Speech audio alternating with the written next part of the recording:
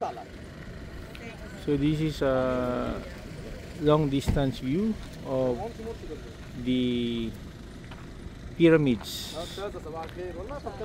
in Egypt. You see? No? No? Yeah, very nice, huh? Very nice view. Very nice view. So we already visited the first two pyramids. These are the three pyramids. Dito kasi ang magpa-picture ka sa isa sa camel was $2 kaagad.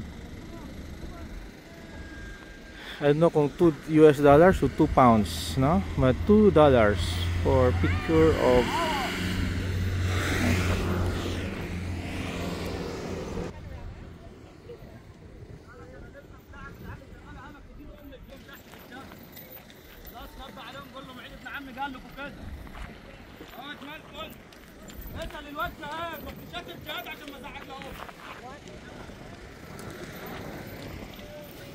you have a view, very nice view of the desert also, no?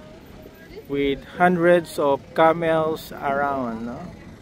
You have people here, no? Mga highly entrepreneurial Egyptians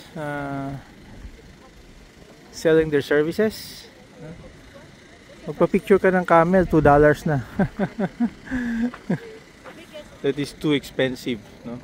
Just a pose with a camel.